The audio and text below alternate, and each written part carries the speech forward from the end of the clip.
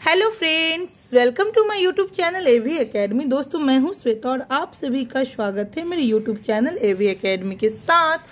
दोस्तों, आज का क्लास हमारा ज्योग्राफी का होगा और ज्योग्राफी के अंतर्गत आज हम लोग इंडियन ज्योग्राफी में मृदा के बारे में यानी कि मिट्टी के बारे में पढ़ेंगे। भारत के किन किन क्षेत्रों में किस किस प्रकार की मिट्टी पाई जाती है और उसकी विशेषता क्या है, इसके बारे में हम लोग पढ़ेंगे। तो इम्पोर्टेंट क्लास है दोस्तों, आप लोग अंत तक क्लास को कीजिए। बहुत ही इम्पोर्टेंट क्लास है, आप लोगों को इससे बेनिफिट मिलेगा। और कल की क्लास में हम लोगों ने जलवायु को पढ़ा।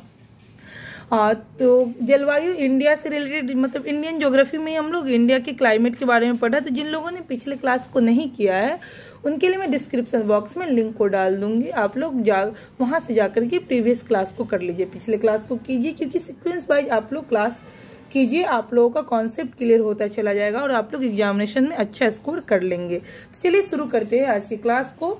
मृदा को देखते हैं, मिट्टी को।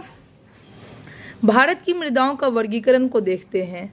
उत्पत्ति, रंग, संयोजन तथा अवस्थिति के आधार पर मृदा को कितने भागों में बांटा है, इसको देखते हैं। उत्पत्ति, रंग, संयोजन तथा अवस्थिति के आधार पे भारत की मृदाओं का वर्गीकरण को जानते हैं। जलोढ़ मृदा, काली मृदा, लाल और पीली मृदा, लैटेराइट मृदा, शुष्क मृदा, लवणीय मृदा, पीट मृदा और वन मृदा।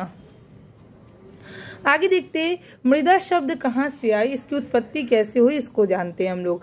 मृदा, जो अंग्रेजी में इसको हम लोग सॉइल बोलते हैं, तो मृदा सॉइल यानी कि सॉइल का हिंदी रूपांतरण हुआ मृदा। शब्द की उत्पत्ति लैटिन भाषा के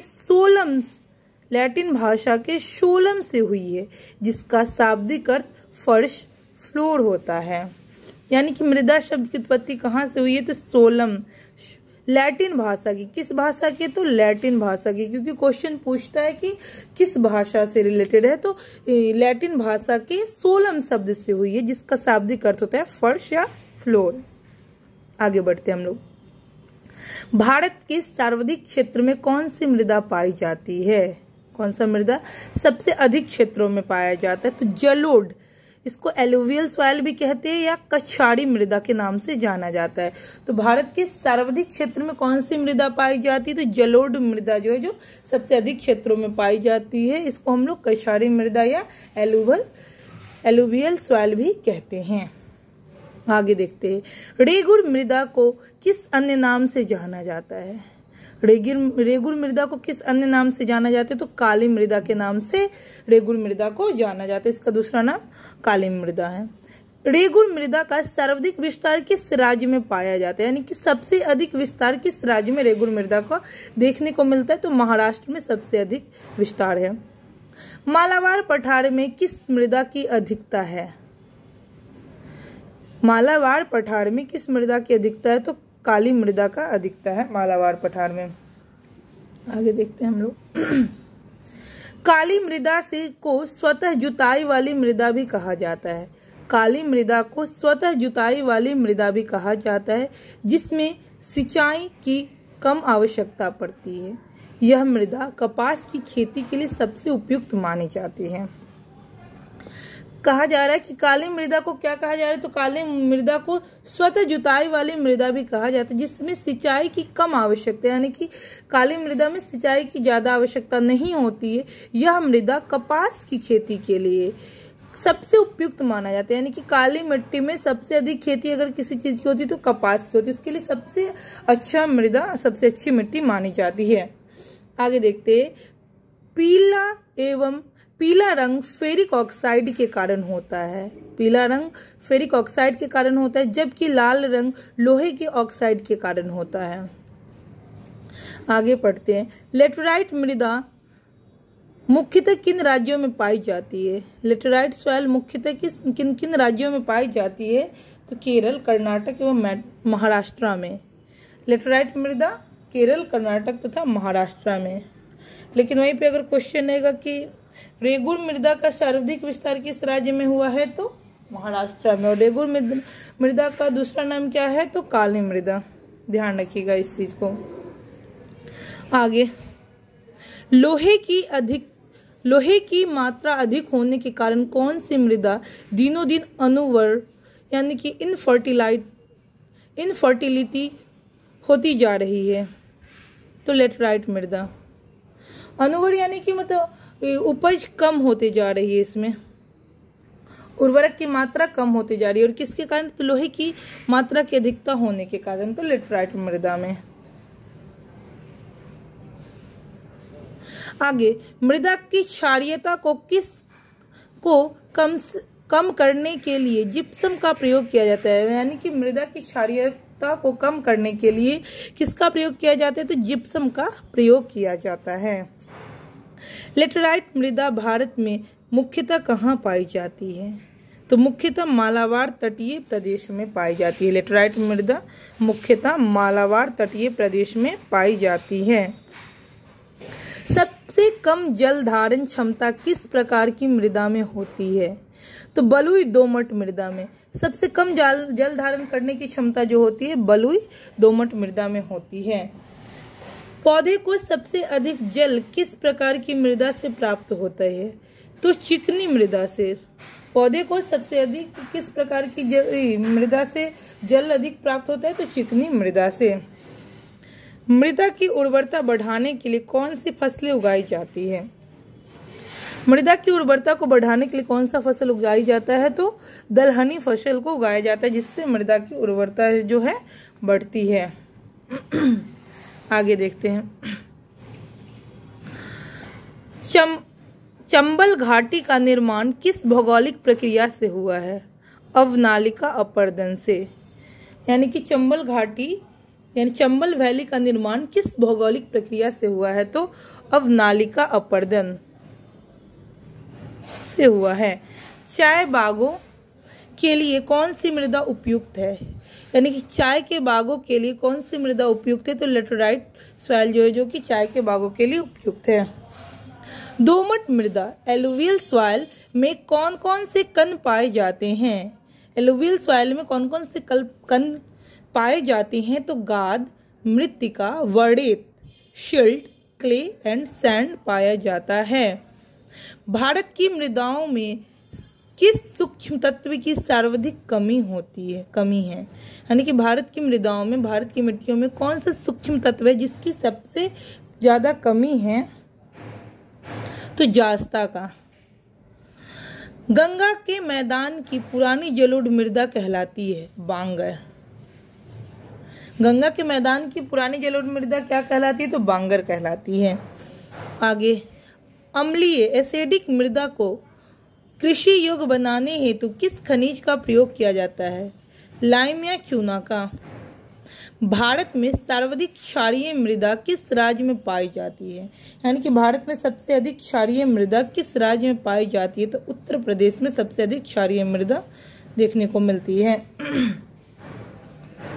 लवणीय मृदा में नाइट्रोजन व चूने की अल्पता पाई जाती है।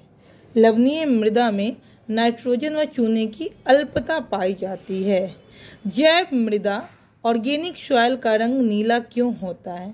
अम्लीय व फेरस आयन के कारण। जैव मृदा का रंग नीला क्यों होता है? तो अम्लीय व फेरस आयरन के कारण।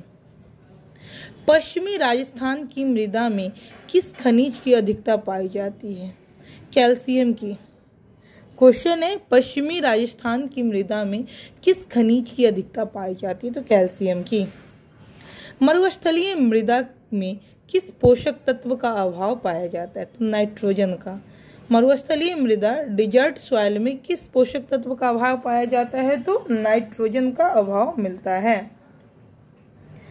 मृदा अपरदन यानी कि सॉइल इरोजन को किस प्रकार रोका जा सकता है? क्वेश्चन पूछता है आपसे। तो सॉइल इरोजन को रोकने के लिए हम लोग वनारोपण द्वारा, यानी कि वन को जितना ज्यादा रोकेंगे उतना ज्यादा सॉइल इरोजन, मृदा अपरदन जो है जो कम होगा, मृदा का अपरदन कम होगा। अपरदन का मतलब होता है यहाँ पे काट छाट की क्रिया। तो मतलब कि मृदा जो का जो अपरदन होता है, मतलब एक जगह से दूसरी जगह हवाओं के द्वारा, मतलब मृदा का अपरदन बहुत तरीके से होता है। तो नदियों द्वारा अपरदन होता है, फिर हवा द्वारा होता है। तो इस तरीके से होता है, मृदा का अपर्दन होता है। तो मृदा का अपर्दन जो है जो को किस प्रकार से रोका जाता है? अपर्दन का अर्थ होता है काट छांट की क्रिया।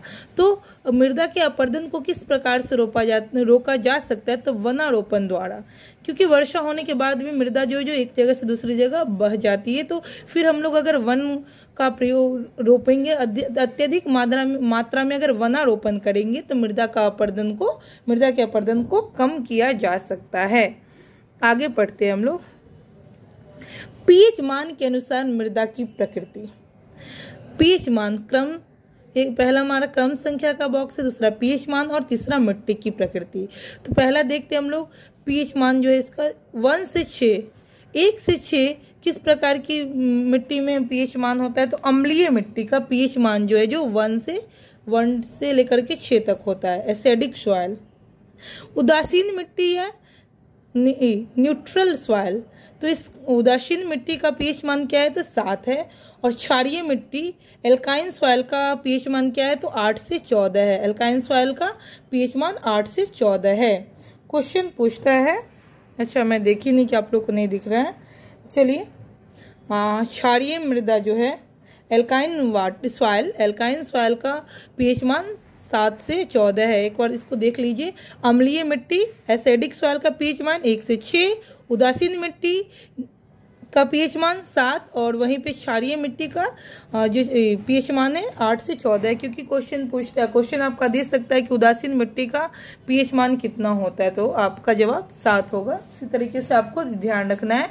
अम्लीय मिट्टी का 1 से 6 है और क्षारीय मिट्टी का 8 से 14 है।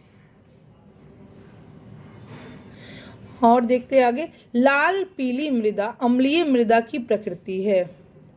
लाल और पीली मृदा जो है जो अम्लीय प्रकृति की होती है ये, ठीक है, जिसमें नाइट्रोजन, फास्फोरस एवं ह्यूमस जैव विविधता की कमी होती है। यानी कि लाल पीली मृदा में नाइट्रोजन, फास्फोरस और ह्यूमस की कमी होती है। तो दोस्तों इस तरीके से हम लोगों ने मृदा को पढ़ा, भारत की सॉइल को जाना कि किस किस जगह पे किस किस प्रकार की मृदा पाई जाती है और इसकी विशेषता क्या क्या है। तो आप लोग क्लास को अच्छे से कीजिए। कहीं भी किसी भी प्रकार की अगर समस्या लग रही हो तो आप लोग कमेंट सेक्शन में कमेंट कीजिए कि हमें यहाँ पे प्रॉब्लम हो रही है। मैं आपको समस्याओं को दूर करने की कोशिश करूंगी नेक्स्ट क्लास में। और इसी के साथ आपको मेरा क्लास कैसा लगा इसको कमेंट सेक्शन में कमेंट कीजिए और मुझे बताइए कि आपको मेरा क्लास कैसा लग रहा है।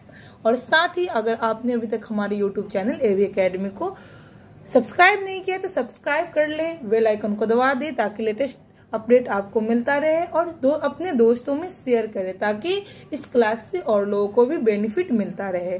तो दोस्तों मैं उम्मीद करती हूँ कि आज का क्लास आप लोगों को समझ में आया होगा। आप लोग पिछले क्लास को भी कीजिए। मैं बार बार हर एक वीडियो में, हर एक क्लासेस में इसीलिए मैं इसको रिपीट करती हूँ क्योंकि आप लोग पिछले क्लास को कीजिएगा, आपका कॉन्सेप्ट क्लियर होगा, आप एग्जामिनेशन में अच्छा कर सकते हैं। तो आप लोग पिछले क्लास को भी कीजिए और इसी तरीके से क्लास को कंटिन्यूअस करते रहिए। आपका स्कोर अच्छा होगा, आपका ज्योग्राफी पे अच्छा पकड़ हो जाएगा।